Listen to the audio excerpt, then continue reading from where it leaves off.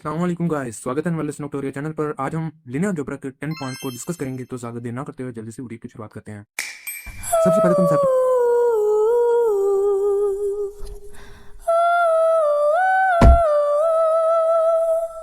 सबसे पहले तुम सेटअप की बात करेंगे वेक्टर स्पेस। वेक्टर स्पेस दरअसल वेक्टर का एक ऐसा सेट होता है जिसके अंदर फंडामेंटल ऑपरेशन होते हैं, vector addition and scalar multiplication. और सबसे पहली बात याद रखने वाली ये है कि इन ऑपरेशन के बाद हासिल होने वाला रिजल्ट जो सा होता है वो हमेशा स्पेस के अंदर होता है। इस प्रिंसिपल को हम क्लोजर प्रॉपर्टी भी कहते हैं, यानी कि नथिंग लीव द स्पेस। अगर कोई वेक्टर ऑपरेशन स्पेस से बाहर चले जाए तो हम उसे वेक्टर स्पेस नहीं कहते। तो हमारे पास टू डिमेंशनल स्पेस होती है। इस स्पेस में तमाम ऑर्डर पेयर शामिल होते हैं और प्लेन पर तमाम पॉइंट्स होते हैं वो स्पेस का हिस्सा ही होते हैं। इसी तरह वेक्टर एडिशन फर्ज करें हमारे पास दो वेक्टर हैं v इक्वल टू 2,3 और w इक्वल टू 4,1। अब अगर हम दोनों को ऐड करें, जैसे 2,3 प्लस 4,1, हमारे पास आंसर आएगा 6,4। यहाँ क्रॉसपोंडिंग एंट्री आपस में ऐड हो रही हैं, जो जैसे कि 2 + 4 6 और 1 + 3 इक्वल टू 4।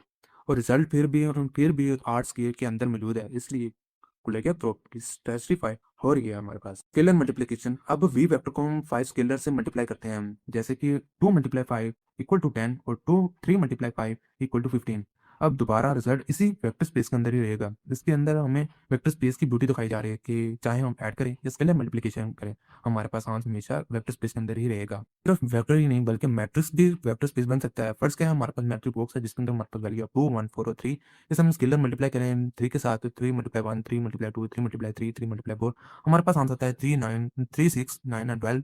रिजल्ट फिर भी हमारा मैट्रिक्स में है, लिहाजा मैट्रिक्स स्पेस में भी वैलिड वेक्टर स्पेस ही होता है। अब हम पोलिनोमियल स्पेस को देखते हैं। इसके अंदर दो हमारे पास इक्वेशन है, P x and Q x. P x की वैल्यू है 2x का स्क्वायर प्लस 3x प्लस 1 पर क्यू एक्स की वैल्यू हमारे पास है एक्स स्क्वायर प्लस 4। इन दोनों को एडिशन करते हैं, हम 2x स्क्वायर को ऐड करेंगे एक्स स्क्वायर के साथ, हमारे पास वैल्यू 3x स्क्वायर।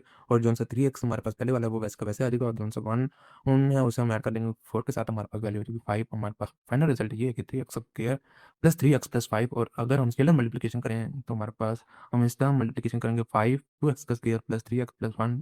इस मल्टीप्लाई इस तरह की 2 5 मल्टीप्लाई 10 और 3 × 5 15 और 5 × 1 हमारे पास 5। फाइनल आंसर हमारे पास ये है कि 10x का स्क्वायर और प्लस 15x प्लस 5। और रिजल्ट दोबारा पोलिनोमियल में है, इसलिए हमारा पोलिनोमियल स्पेस भी वेक्टर स्पेस का हिस्सा ही है। जब हम वेक्टर स्पेस को विजुलाइज करें तो ये हमारे पास एक मुकम्मल प्लेन होता है जहाँ तमाम लीनियर कॉम्बिनेशन मौजूद होते हैं। मिसाल के तौर पर हमारे पास 1,0 जिसे हम एक्सेस कहते हैं और जो सा 0,1 है ये वाई एक्सेस होता है। इन दोनों को ऐड करते हैं तो हमारे पास फाइनल रिजल्ट 1,1 है। और इसी तरह स्केलर मल्टीप्लिकेशन मल्टीप्लाई करते हैं तो 5 1,0 फाइनल रिजल्ट हमारे पास 5,0 है। दोनों रिजल्ट प्लेन के अंदर मौजूद है, यानी वेरियस वेक्टर फ्रीली मूव कर सकते हैं लेकिन फिर भी वो स्पेस के अंदर ही मौजूद रहेंगे। अब हम नोट अ वेक्टर स्पेस देखते हैं जहाँ बिगिनर सबसे ज्यादा मिस्टेक करते हैं। हर vector space set of vector नहीं होती। फर्ज करें एक ऐसा सेट जहाँ सिर्फ फर्स्ट क्वाड्रेंट अलो हो, जैसे x greater than equal to 0 y greater than equal to 0। अब अगर हम इसे नेगेटिव स्केलिंग करते हैं, जैसे कि -1 को मल्टीप्लाई करते हैं 1,1 के साथ, हमारे पास फाइनल रिजल्ट होगा -1, -1। तो फर्स्ट क्वाड्रेंट का रिजल्ट हमारा क्वाड्रेंट से बाहर चला जाएगा, तो ये क्लोजर प्रॉपर्टी को ब्रेक कर देगा, तो ये सेट ऑफ वेक्टर नहीं रहेगा। अब हम देखते हैं ये कॉन्सेप्ट प्रोग्रामिंग में कैसे इस्तेमाल किया जाता है। सबसे पहले हम इंपोर्ट लाइब्रेरी numpy की करवाएंगे, फिर दो वेक्टर डिफाइन करेंगे v1 इक्वल टू 1,2 और v2 इक्वल टू 3,4, और फिर दोनों को ऐड करेंगे, रिजल्ट हमारे पास आएगा 4,6। यहाँ वेक्टर एडिशन प्रैक्टिकली प्रोग्राम में इस्तेमाल होती है, खासतौर पर मशीन लर्निंग में, कंप्यूटर ग्राफिंग में और डाटा साइंस में, फिजिक्स सिमुलेशन में और न्यूटन नेटवर्क में। अब चंद हम कॉमन मिसकंसेप्शंस को देख लेते हैं। सबसे पहले हर सेट को वेक्टर स्पेस समझ लेना ये हमारे लिए गलती होती है। इन तमाम वेक्टर स्पेस एक्सोन्स स्पेसिफाई होना जरूरी है। और दूसरी मिस्टेक हम देखें, हम स्केलर मल्टीप्लिकेशन को सिर्फ पॉजिटिव नंबर समझते हैं, ये गलती होती है हमारे पास। और करेक्शन ये है कि स्केलर कोई रियल नंबर हो सकता है, positive negative friction and zero. And third mistake हम करते हैं कि सिर्फ रियल को ही वेक्टर स्पेस समझते हैं, ये हमारी मिस्टेक होती है। ये सबसे भी वेक्टर स्पेस हैं, polynomial space, matrix space and function space. इसी तरह मुख्तसर अल्फाजों में वेक्टर स्पेस को समझें तो वेक्टर स्पेस एक मैथमेटिकल एनवायरनमेंट होता है जहां हमारे पास वेक्टर सेफली ऑपरेट करते हैं। इसमें हम एडिशन कर सकते हैं आसानी से, मल्टीप्लिकेशन कर सकते हैं और चाहें तो हम कंबाइन भी कर सकते हैं। और रिजल्ट हमेशा हमारा मैथमेटिकली वर्ल्ड के अंदर होना चाहिए और रहता है। इस वजह से वेक्टर स्पेस पूरी लिनियर अलजेब्रा में एक फाउंडेशन की तरह समझा और देखा जाता है। अब हम सब स्पेस को समझते हैं। सब स्पेस दरअसल एक छोटा सा वेक्टर स्पेस का हिस्सा होता है जो किसी भी बड़े वेक्टर स्पेस के अंदर मौजूद होता है। यानी अगर हमारे पास एक बड़ा स्पेस हो V, तो उसके अंदर मौजूद कोई एक ऐसा सबसेट जो वेक्टर स्पेस के तमाम रूल फॉलो करे, इससे हम कहते हैं सब स्पेस। अदर फॉर्म में देखें, सब space behave exactly like a completely vector space, यानी ये खुद प्रॉपर वेक्टर स्पेस की तरह बिहेव करता है और ये बड़े वेक्टर के अंदर मौजूद होता है। तो इसके साथ हम बात करें कि इसे प्रूफ कैसे किया जाता है। किसी भी सेट को सबसेट साबित करने के लिए हमें सिर्फ 3 फंडामेंटल कंडीशन को चेक करते हैं। अगर तीनों सेफली कंडीशन प्रूव हो जाए तो वो वैलिड सब स्पेस कहलाता है। हर सब स्पेस के अंदर जीरो वेक्टर लाजमी मौजूद होता है, 0,0 इनफाइनाइट 0। अगर जीरो वेक्टर मौजूद नहीं तो इसका मतलब वो सब स्पेस नहीं। ये सबसे पहली और सबसे अहम कंडीशन होती है। दूसरी कंडीशन हमारे पास ये है कि अगर दो vector u belong w and u belong to w है तो इन दोनों का सम भी सेट के अंदर मौजूद होना चाहिए। जैसे कि u plus v belong to w, यानी वेक्टर को ऐड करने के बाद भी हमारा आंसर यानी रिजल्ट स्पेस से बाहर नहीं जाना चाहिए। थर्ड कंडीशन हमारे पास स्केलर मल्टीप्लिकेशन की। अगर हमारे पास u बिलोंग टू w और c belong to real number हो तो उसे हम c multiply u belong to w का भी होना चाहिए। यानी वेक्टर को किसी भी रियल नंबर से मल्टीप्लाई करें तो हमारा आंसर यानी रिजल्ट हमेशा सेट के अंदर ही होना चाहिए। तो हम ग्राफ के जरिए सब स्पेस को समझते हैं। एक वैलिड सब स्पेस हमेशा ओरिजिन से पास होकर गुजरता है। मिसाल के तौर पर हमारे पास एक लाइन है, यानी कि एक वैल्यू है y की इक्वल टू 3/2x, ये ओरिजिन से होकर गुजरी है, इसलिए हम इसे वैलिड सब स्पेस कहेंगे। इसी तरह हमारे पास है शिफ्टेड लाइन हो, यानी कि कंडीशन हमारे पास ये हो कि y equal to 3/2x plus 1, तो ये ओरिजिन से पास नहीं होगी, लिहाजा ये सब स्पेस नहीं होगी, क्योंकि a subspace must be passing through the origin, क्योंकि a subspace must be always passing through the origin। अब हम इसे mathematically step by step solve करने की कोशिश करते हैं। हमारे पास एक सेट है w का। सबसे पहले हम जीरो वेक्टर टेस्टिंग करते हैं। अगर t इक्वल टू 0 हो तो हमें मिलता है 2 0 मल्टीप्लाई और 3 मल्टीप्लाई 0 इक्वल टू 0,0, लिहाजा जीरो वेक्टर मौजूद है। ये कंडीशन स्पेसिफिकली प्रूव हो चुकी है। इसके बाद स्टेप 2 में हम एडिशन को लेकर फाइंड करते हैं। फर्ज करें हमारे पास दो वेक्टर हैं 2t 3t and 2s and 3s। इन दोनों को हम ऐड कर दें। हम ऐड कर दें, हमारे पास आंसर ये है कि 2t plus 2s plus 3t plus 3s। अब कॉमन फैक्टर को निकाल लें, जैसे 2 और ब्रैकेट लगा के 2 प्लस s और 3 bracket 2 plus s। t plus s हमारे पास u के इक्वल होते हैं। अब हम इसको रिप्लेस कर देते हैं तो हमारे पास फाइनल आंसर आएगा 2u एंड 3u। तो ये देखा जाए तो ये दोबारा हमारे सेट की फॉर्म में मौजूद है, लिहाजा ये एडिशन को लेकर स्पेसिफिकली प्रूव हो चुकी है। 3 हमारे पास स्केलर मल्टीप्लिकेशन। अगर स्केलर c हो तो जैसे c 2t 3t, तो हम इसे मल्टीप्लाई करेंगे पहले, ये रिजल्ट दोबारा इस सेट के फॉर्म में मौजूद है, लिहाजा स्केलर मल्टीप्लिकेशन भी सेफली प्रूव हो चुकी है। फाइनल रिजल्ट हमारे पास यही है कि जीरो वेक्टर कंटेन कर रहा है और एडिशन के तहत क्लोज्ड है और स्केलर मल्टीप्लिकेशन के तहत भी क्लोज्ड है, लिहाजा w का सेट वैल्यूड सब स्पेस है। इसी तरह हम नॉन सबस्पेस की एग्जांपल देखें। अब एक ऐसा एग्जांपल देखें जो सबस्पेस नहीं है। फर्ज करें हमारे पास w का सेट है और उसके डिफरेंट वैल्यूज हैं। अब जीरो वेक्टर टेस्ट करते हैं। किसी भी सबस्पेस के लिए 0,0 का मौजूद होना जरूरी है, लिहाजा ये एक ऐसी है ऐसे कोई t को हम वैल्यू मौजूद नहीं जिससे हम दोनों कॉमन कंपोनेंट जीरो बन जाए, क्योंकि हमें सिंपल्टेनियसली चाहिए 2t इक्वल टू 0 और 3t प्लस 1 इक्वल टू 0, और जो किसी के साथ पॉसिबल नहीं, लिहाजा जीरो वेक्टर मौजूद नहीं और इसी वजह से सेट सबसेट जो नहीं है।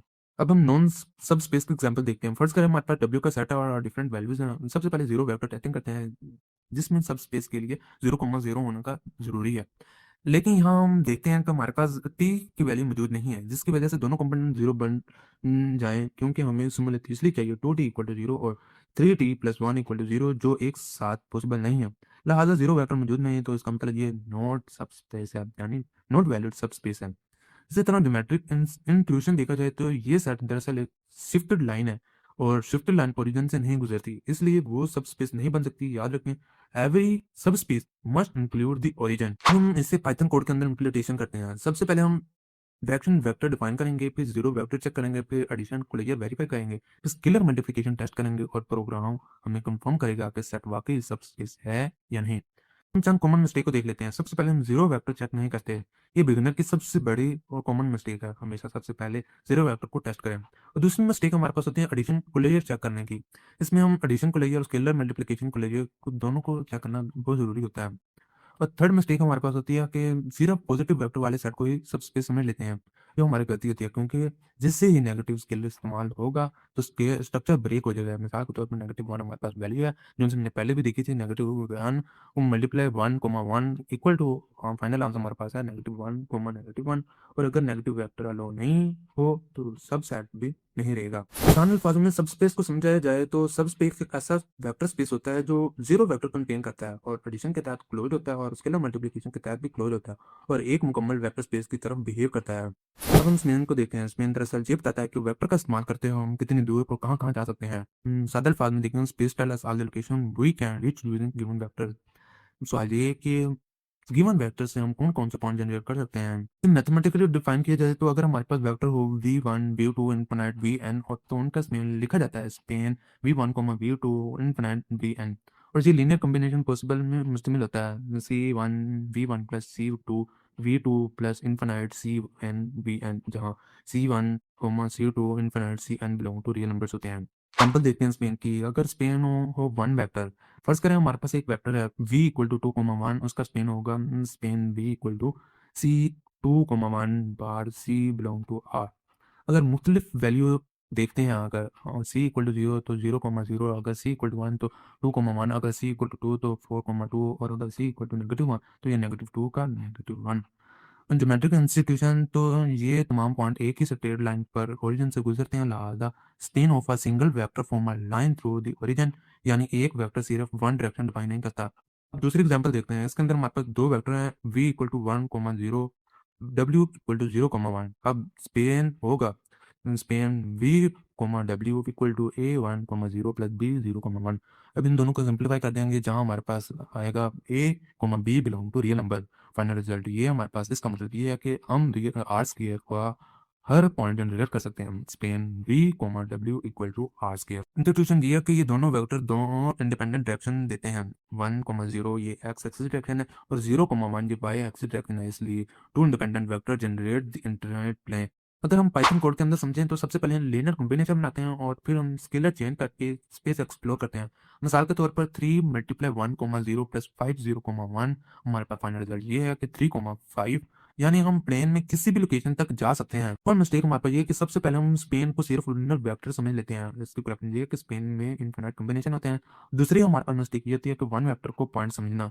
इसकी प्रेफरेंस ये है कि वन वेक्टर को स्पेन एक लाइन होता है, पॉइंट नहीं। और तीसरी मिस्टेक हम ये करते हैं कि जीरो वेक्टर को इग्नोर करते हैं। इसकी प्रेफरेंस ये कि हम हर स्पेन में हमेशा होता है 0,0, क्योंकि 0 डॉट वेक्टर इक्वल टू 0,0 होता है। तो सर अल्फाजों में स्पेन वो सेट है जो हमें बताता है कि दिए गए वेक्टर में हमने स्पेन में कहाँ कहाँ तक पहुंच सकते हैं। Vector line 1, independent vector plane 2 and more vector high dimension space. Linear independent का मतलब ये है कि हर वेक्टर नई डायरेक्शन दे रहा है और कोई भी वेक्टर दूसरे वेक्टर की मदद से कोई नया वेक्टर नहीं बना सकता। सादे अल्फाजों में देखें तो independent vector are not redundant, हर वेक्टर जरूरी है। पर डेफिनेशन ये समझें कि वेक्टर मतलब v1 v2 infinite vn linear independent होते हैं अगर c1 v1 plus c2 and v2 infinite cn और c2 इक्वल टू 0 हो का सिर्फ एक सोल्यूशन हो, जैसे c1 equal to c2 equal to infinite cn equal to 0। अगर इसके अलावा कोई भी सोल्यूशन एग्जिस्ट करे तो वेक्टर डिपेंडेंट होगा। सबसे पहले एग्जांपल देखें। फर्ज करें हमारे पास वेक्टर 1 है, उसकी वैल्यू 1,0 यानी x एक्सिस है, और दूसरा वेक्टर 2 जिसकी वैल्यू 0,1 x y एक्सिस है। अब देखते हैं, इनको एडिशन करते हैं तो हमारे पास आंसर आता है 0,0। इसका मतलब है कि ए बी की वैल्यू इक्वल है 0,0 के लिहाज है a equal to 0 and b equal to 0। सिर्फ ये सोल्यूशन है, इसलिए ये लीनियर इंडिपेंडेंट वेक्टर है। अब हम दूसरी एग्जांपल देखते हैं। हमारे पास दो वेक्टर वेक्टर 1 उसकी वैल्यू 1,2 और दूसरे वेक्टर क्या 2,4। यहाँ clearly v2 equal to 2 multiply v1 है, यहाँ दूसरे वेक्टर पहले का स्केल वर्जन है। अब इक्वेशन लगाते हैं a b1 plus b v2 equal to 0। यहाँ मल्टीप्लिकेशन सोल्यूशन एग्जिस्ट करता है, मिसाल के तौर पर v1 minus v2 equal to 0। ये नॉन जीरो कोफिशिएंट है, इसलिए हम वेक्टर डिपेंडेंट नहीं। इसी तरह इनका कंपैरिजन देखा जाए, इंडिपेंडेंट वेक्टर में हर वेक्टर नई डायरेक्शन देता है और स्पेस को एक्सपेंड करता है और रिडंडेंस नहीं होता, और डिपेंडेंट वेक्टर में सेम डायरेक्शन रिपीट होती है और इन्फॉर्मेशन डुप्लीकेट होती है और स्पेन एक्सपेंड नहीं होता। पाइथन कोड के अंदर देखें तो लीनियर इंडिपेंडेंट को हम मैट्रिक्स रैंक से समझते हैं। अगर इंडिपेंडेंट रैंक इक्वल हो नंबर ऑफ वेक्टर्स के, अगर डिपेंडेंट है rank less than number of vectors के, ये आइडिया आगे बेसिक डायमेंशन की फाउंडेशन है। और मिस्टेक देखी जाए तो सबसे पहले मिस्टेक हमारे पास इंडिपेंडेंट डिफरेंट वेक्टर्स के इक्वल होती है, ये गलत होती है। इसकी कारण ये है कि स्केलिंग डिपेंडेंस तोड़ देती है। और दूसरी मिस्टेक हम ये करते हैं कि सिर्फ विजुअल चेक पर रिलाई करते हैं, ये गलत होता है। स्टेप हमारे पास हम करते हैं ये कि प्रॉपर अलजेब्रिक टेस्ट जरूरी है। तीसरी मिस्टेक हमारे पास ये कि टू डिमेंशन में सिर्फ इंडिपेंडेंट पॉसिबल नहीं समझता, ये गलत है। इसकी प्रेफरेंस ये कि आर स्क्वायर में भी इंडिपेंडेंट वेक्टर एग्जिस्ट करते हैं। मुख्तसर अल्फाजों में लीनियर इंडिपेंडेंट को समझा जाए तो linear independent mean non vector is unnecessary. Independent नई डायरेक्शन है और रिपीटेड डायरेक्शन होती है इंडिपेंडेंट। बाइस किसी भी वेक्टर स्पेस के लिए हमें एक ऐसा सेट ऑफ वेक्टर देता है जिसकी दो फंडामेंटल प्रॉपर्टीज होती हैं। First, space the Spain, second, linear independent. Simple formula में बाइस is the minimal set of vector that can be generated with the internal space without redundancy. और आइडिया यानी कि आइडिया इसका ये है कि बाइसिस दरअसल स्पेस को बिल्डिंग ब्लॉक बनाता है, और सबसे अहम बात ये है कि every vector is the space can be written in the linear combination of basic vectors. यानी ये यूनिक बाइसिस को पावरफुल बनाता है। तो हमारे पास वेक्टर स्पेस हो तो बाइसिस हमें एक लीनियर कॉम्बिनेशन देता है, यानी हर वेक्टर बाइसिस वेक्टर की मदद से यूनिकली डिफाइन किया जा सकता है। मिसाल के तौर पर देखा जाए standard basic of R square, सबसे पहले टू डायमेंशनल स्पेस में स्टैंडर्ड बेसिस होता है। इक्वेशन हमारे पास है E1 इक्वल टू 1,0 और E2 इक्वल है हमारे पास 0,1 के। अब किसी भी वेक्टर को x और y को लिखा जा सकता है। x और y इक्वल टू x को मल्टीप्लाई करते हैं 1,0 के साथ और प्लस y को मल्टीप्लाई करते हैं 0,1 के साथ, या x, y equal to x E1 plus y E2। Matrix meaning देखा जाए E1 का तो E1 होता है एक्स डायरेक्शन और E2 होता है वाई डायरेक्शन, और दोनों मिलकर पूरा प्लान जनरेट करते हैं। फिर इसके बाद हम इंडिपेंडेंट चेकिंग करते हैं। अगर हमारे पास A1,0 प्लस B 0,1 हो तो आंसर इसका होगा 0,0 के। तो A, B इक्वल है 0,0 के।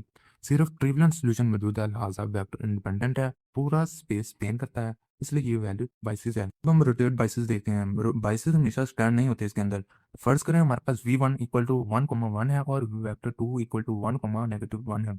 अब किसी भी वेक्टर को लिखते हैं जैसे A1,1 plus B A1,-1 equal हम इसको रखते हैं x, y के। एक्सपैंड करें इसे A plus B A-B equal to x, y। अब इसे सोल्व करें तो हमारे पास A इक्वल है AX plus y divided by 2 और B इक्वल है BX -y divided by 2। Important result हमारा ये जाहिर करता है कि हर वेक्टर यूनिकली एक्सप्रेस हो सकता है और वेक्टर इंडिपेंडेंट है और पूरा आर स्क्वायर स्पेन हो रहा है, लिहाजा ये वैलिड बाइसिस है। इसी तरह पावरफुल इंसाइट देखी जाए तो same vector space can have infinitely many different biases. मिसाल के तौर पर standard biases, repeated biases and scale biases सब वैलिड हो सकते हैं।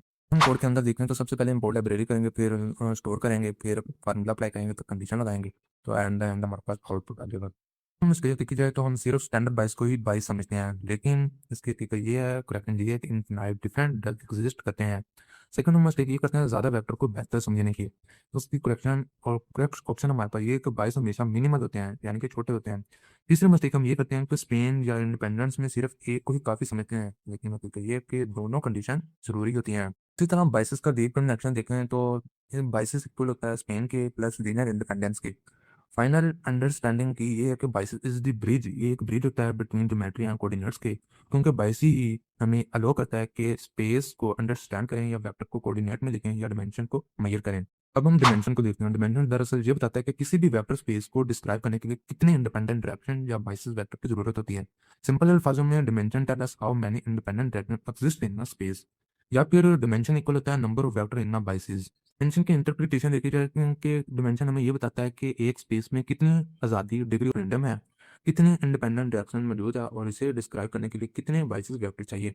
और इसके साथ मैं आपको बताता चलूँ हमारे पास कई तरह की डिमेंशन होती हैं। सबसे पहले जीरो डिमेंशन, सिर्फ एक पॉइंट मौजूद होता है, कोई मोमेंटम नहीं, डिमेंशन इक्वल टू जीरो। और इसके बाद हमारे पास डिमेंशन वन होती है, एक भी स्ट्रेट लाइन होती है, सिर्फ एक direction left to right movement, और डिमेंशन इक्वल टू वन।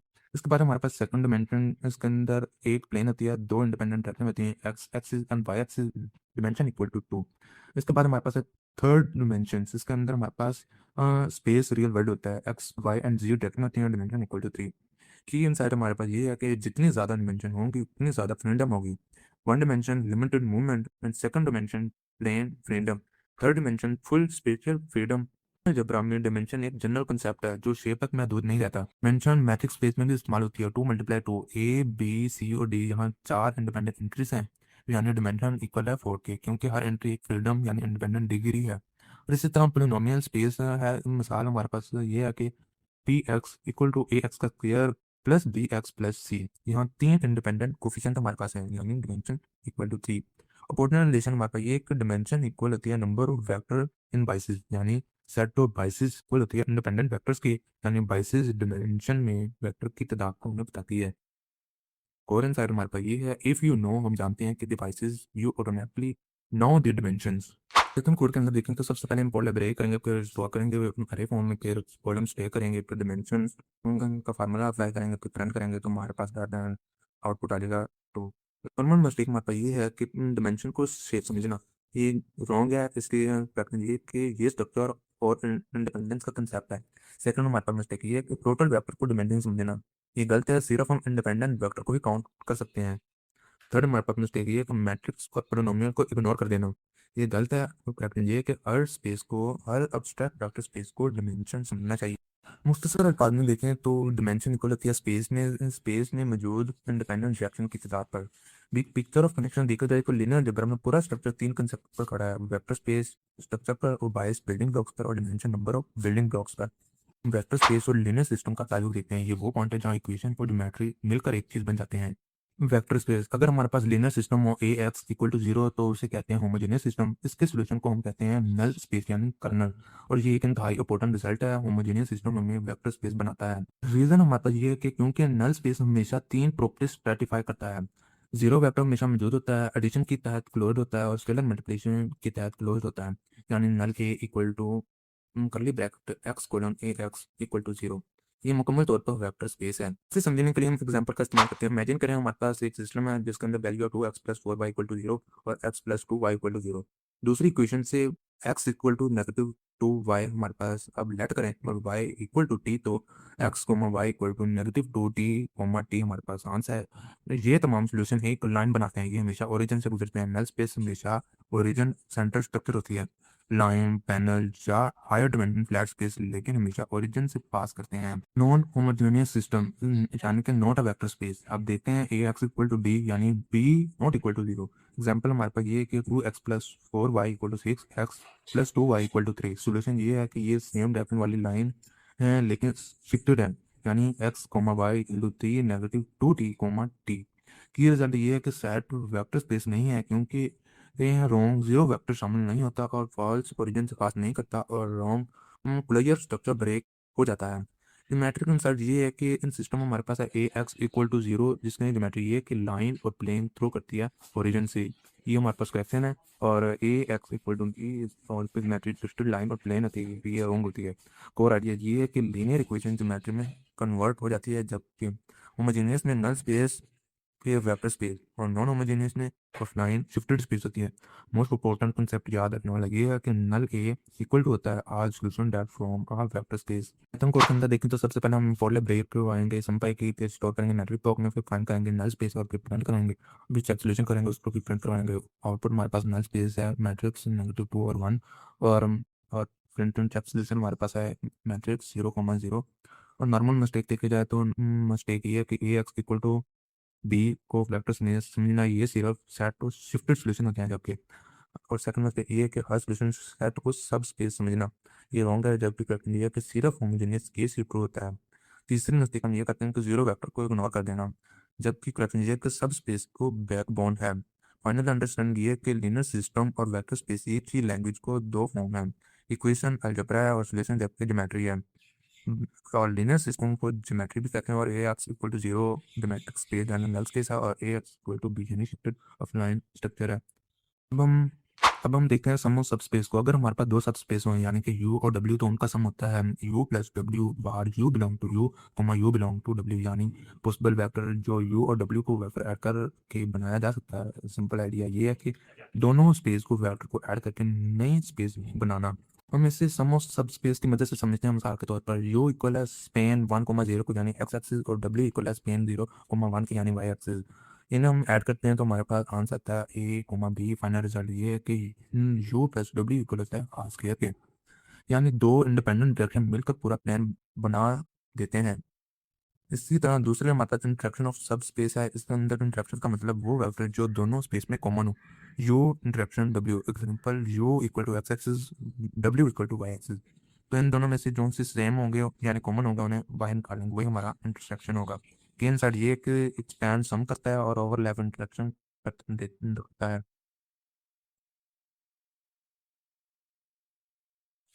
तीसरा हमारे पास है डायरेक्ट सम को लिखते हैं U plus square circular W. तो ये तब होता है जब U intersection W equal to curly bracket zero हो। मीनवाइल हमारा ये है कि दोनों स्पेस एक दूसरे को ओवरलैप नहीं करते, सिर्फ जीरो वेक्टर कोमा होते हैं और हर वेक्टर यूनिकली लिखा जा सकता है, यानी v equal to zero plus W. मिसाल के तौर पर u इक्वल है स्पेन 1,0 के, w इक्वल टू स्पेन 0,1 के, तो r स्क्वायर इक्वल है u प्लस सर्कल w, और हर वेक्टर x, y इक्वल है x, 0 के प्लस 0, y के। डिमेंशन फार्मूला हमारे पास ये कि डिमेंशन 0 प्लस डब्ल्यू इक्वल होती है dimension U plus dimension W minus dimension U intersection W. मिसाल के तौर पर डिमेंशन यू इक्वल है 1 के और डिमेंशन डब्ल्यू हमारे पास 1 के और dimension U intersection W equal है 0 के। तो हमारे पास dimension U plus W equal है 2 के। इंप्रेशन समरी के सम जो होता है स्पेस मेजर होता है और नई डायरेक्शन होती है, और इंटरसेक्शन में शेयर्ड पार्ट निकलता है और ओवरलैप मेजर होता है, और डेप्थ सम में नो रिडंडेंसी यूनिट डेमोंस्ट्रेशन होती है। तो पाइथन कोड में मैंने काफी इजी फॉर्म में लिखा है, इसे एक मौका देख लीजिएगा। सबसे पहले इंपोर्ट लाइब्रेरी की कि मैट्रिक्स अरे फॉर्म में लिखा है, फिर कंबाइन बाइसेस किया, फिर डिमेंशन लिखा, फिर प्रिंट किया। हमारे पास आउटपुट है डिमेंशन यू इक्वल टू 1 और डिमेंशन डब्ल्यू इक्वल टू 1 और dimension U plus W equal to 2। उन मिस्टेक हम देखें तो सबसे पहले हम मिस्टेक ये करते हैं कि सम ऑफ यूनियन समझना, जबकि ये कि सम इक्वल होता है लीनियर कॉम्बिनेशन और यूनियन के नहीं। और सेकंड मिस्टेक ये करते हैं इंट्रैक्शन को बड़ा समझना, जबकि ये कि अक्सर सिर्फ जीरो वेक्टर ही होता है। और थर्ड मिस्टेक ये है कि डायरेक्टर सम को नॉर्मल सम समझने की गलती करते हैं आप। ये कि डायरेक्ट सम में यूनिकनेस शर्त जरूरी होती है। फाइनल अंडरस्टैंडिंग ये है कि सब स्पेस कॉम्बिनेशन हमें बताता है कि स्पेस किसी इंटरेक्शन करता है। सम एक्सपेंशन होता है और इंटरेक्शन ओवरलैप होता है। डायरेक्ट सम होता है परफेक्ट इंडिपेंडेंसी। बिग पिक्चर हमारे पास ये कि वेक्टर स्पेस डायरेक्टली फ्लो करता है स्ट्रक्चर ऑफ लीनियर सिस्टम की, और यही कंसेप्ट आगे चलकर बाइसिक डायमेंशन चेन स्पेस सबको कनेक्ट करता है। हम देखें कि फील्ड होता है क्या। फील्ड एक ऐसा सेट होता है जिसमें हम 4 बुनियादी अरिथमेटिक ऑपरेशन को अप्लाई करते हैं, जैसे addition, subtraction, multiplication and division. इस सादे अल्फाज में फील्ड को देखें तो field is a system here arithmetic work complete and consistently, यानी आप जो भी ऑपरेशन करें रिजल्ट उसी सेट के अंदर रहेगा। की आइडिया इसका ये है कि फील्ड का सबसे अहम बात ये है कि हर मल्टीप्लिकेटिव इनवर्स का नॉन जीरो एलिमेंट मौजूद होता है, और डिवीजन का भी जीरो हमेशा फॉरबिडन होता है। फॉर्मल इंट्यूशन ये है कि फील्ड ऐसा सेट है जहाँ हर सेफ ऑपरेशन है क्यों कोई रिजल्ट सेट से बाहर नहीं जाता, ऑटोमेटिक हमेशा वैलिड रहता है। और इसको एग्जांपल की मदद से समझते हैं और इसको डिफरेंट पॉइंट की मदद से समझते हैं। सबसे पहला पॉइंट हमारे पास है रियल नंबर, जिसे हम रिप्रेजेंट करते हैं आर से। Real number are completely field है। आर मिसाल है 3 प्लस 5 इक्वल टू 8, और 3 मल्टीप्लाई 5 इक्वल टू 15, और 3 डिवाइडेड 5 इक्वल टू 0.6। ये रिजल्ट दोबारा रियल नंबर ही रहते हैं, लिहाजा आर एक फील्ड है। और इसी तरह कम्प्लेक्स नंबर, इसे हम रिप्रेजेंट करते हैं किसी के साथ। इसकी फील्ड है मिसाल के तौर पर 3 प्लस 2i, इसे मल्टीप्लाई करते हैं हम 1 माइनस 4i के साथ। इसे एक्सपेंड करें तो 3 negative 12i plus 2i negative 8i plus 8, चूंकि आई स्क्वायर इक्वल होता है नेगेटिव 1 के, तो हमारे पास आंसर है 11 नेगेटिव 10i। रिजल्ट दोबारा कम्प्लेक्स नंबर है, तो ये भी फील्ड है। थर्ड हमारे पास है रैशनल नंबर, इसे रिप्रेजेंट करते हैं कैपिटल क्यू के साथ। ये भी फील्ड है 1/2, 3, 4, 5, -3, क्योंकि डिवीजन 0 को लो वैल्यू रहती है, लेकिन याद रखें square root 2 not belong to rational number. और इसके बाद हमारे पास नेक्स्ट पॉइंट है इंटीजर, इसे हम रिप्रेजेंट करते हैं जेड के साथ। ये नोट फील्ड होती है। मिसाल के तौर पर देखें तो मतलब -2 है, -1 है, 0, 1, 2 इनफिनाइट है। ये फील्ड नहीं है क्योंकि इसके अंदर 3 को हम डिवाइड जब करते हैं 2 के साथ तो हमारे पास आंसर आता है 1.5। अगर 1.5 इंटीजर नहीं है तो इसका मतलब ये जेड फील्ड नहीं है। वाई फील्ड इज इंपॉर्टेंट, आप सोचोगे ये इंपॉर्टेंट क्यों है। फील्ड पूरी ना जब हम अर्थमेटिक फाउंडेशन है, क्योंकि ये डिफाइन करता है कि हम किस टाइप का नंबर पर काम कर रहे हैं। Vector space, matrix, linear system, engine values, transformation, सब कुछ फील्ड पर डिपेंड करते हैं। इसका कंपैरिजन टेबल देखें तो आर और उसकी फील्ड यस है, और रीजन इसके अंदर ये है कि फुली क्लोज आर्थमेटिक होता है, और सी की फील्ड भी यस है, और इसका रीजन ये है कि ये कॉम्प्लेक्स आर्थमेटिक वर्क करता है। जबकि क्यू यानी रैशनल नंबर, इसकी फील्ड भी यस है और ये रैशनल कोलिजन एग्जिस्ट करता है। जबकि जेड यानी इंटीजर नंबर, ये अनफेल होता है और ये डिवीजन फेल होता है। कोर इंक्लूजन ये तो फील्ड इन द प्लेग्राउंड ये आर्थमेटिक नेवर ब्रेक्स, यानी add, subtract, multiplication, division, exist zero सब हमेशा वैलिड रहते हैं। पिथन कोड के अंदर देखें तो सबसे पहले हम बोर्ड लाइब्रेरी करें फंक्शन की, फिर उसे उनके बाद रियल नंबर लिख रहे हैं, उससे प्रिंट कर रहे हैं, फिर कम्प्लेक्स नंबर हम फाइंड कर रहे हैं, उसे प्रिंट कर रहे हैं, फिर रैशनल नंबर हम लिख रहे हैं, फिर प्रिंट कर रहे हैं। मतलब आउटपुट ये है कि आर इक्वल होता है 1.5 के, और कम्प्लेक्स नंबर होता है वो 2g के एडिशन के, और सी मल्टीप्लिकेशन इक्वल होता है 11 नेगेटिव 10 के, और रैशनल नंबर है 3/2 के।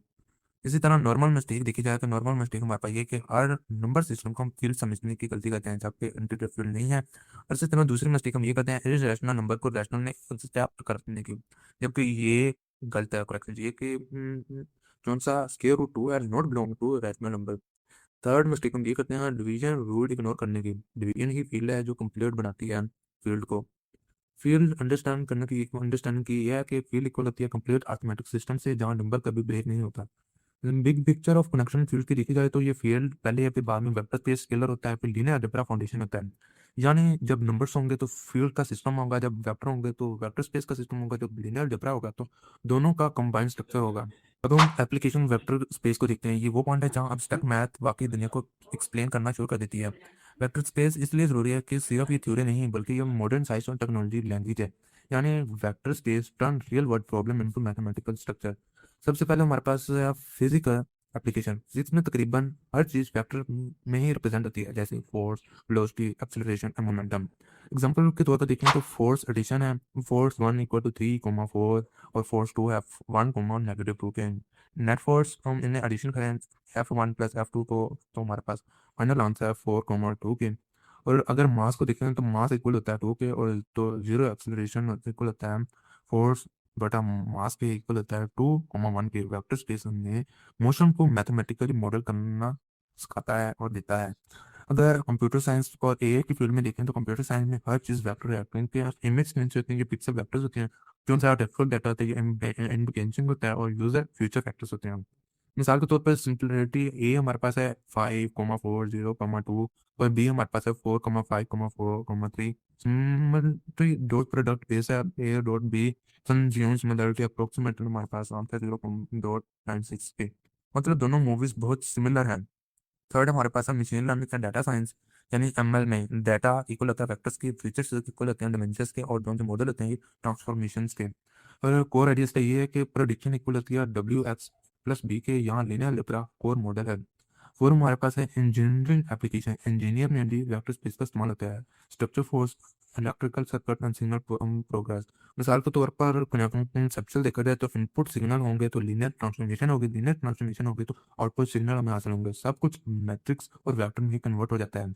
फाइव हमारे पास है इकोनॉमिक्स। इकोनॉमिक्स में रिसोर्स को वेक्टर के तौर पर रिप्रेजेंट किया जाता है। सबसे पहले ए इक्वल है स्क्वायर ब्रैकेट में 2 और 3 के, और बी इक्वल है 1 और 2 के। ऑप्टिमाइज डिमांड प्रोडक्शन सब लीनियर सिस्टम बन जाता है। बिग इनसाइट ये है कि vector space are the bridge between reality and mathematics. Real world mapping देखी जाए तो फिजिक्स एंड वेक्टर मीनिंग इसका ये कि फोर्स एंड मोशन, और ए यानी कंप्यूटर साइंस में डाटा और इंजन। थर्ड हमने देखा था इंजीनियरिंग यानी system and signal, and last economic जो रिसोर्सेज का ऑप्टिमाइजेशन पे टिकान रहती है। कोर अंडरस्टैंडिंग ये एक वेक्टर स्पेस जोन से होती है, यूनिवर्सल मॉडलिंग गोल है। ये हमें इजाजत देती है कि कॉम्प्लेक्स सिस्टम को सिंपलीफाई कैसे करें और प्रॉब्लम को इक्वेशन में कैसे कन्वर्ट करें और सॉल्यूशन को ज्योमेट्री में। पाइथन कोड के अंदर देखें तो सबसे पहले हम इंपोर्ट लाइब्रेरी करवा रहे हैं, फिर बाद में फिजिक्स को वेक्टर एडिशन फोर्स कर रहे हैं, उसको फिर नेट फोर्स यानी एडिशन कर रहे हैं, फिर प्रिंट कर रहे हैं। फिर हमारे पास आउटपुट नेट फोर्स है 4 और 2 और सिमिलरिटी 0.98 अप्रोक्सीमेटली है। और सेकंड हमारे पास है डाटा साइंस की सिमिलरिटी फिर कंडीशन लगा के हमने फिर बाद में डिफरेंस मालूम किया और फिर प्रिंट किया।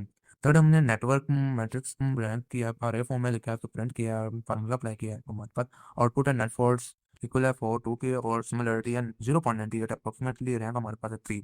नॉर्मल मिस्टेक इसके साथ हम देखें तो नॉर्मल मिस्टेक ये है कि वेक्टर स्पेस को सिर्फ एब्स्ट्रैक्ट मैथ समझने की हम गलती करते हैं, जबकि एक ये है कि जब रियल वर्ल्ड मॉडल लैंग्वेज हम यूज करते हैं। और सेकंड मिस्टेक हम ये करते हैं कि सिमिलरिटी को इग्नोर कर देते हैं, जबकि नॉर्मलाइजेशन ना करने से रिजल्ट मिसलीड हो जाता है।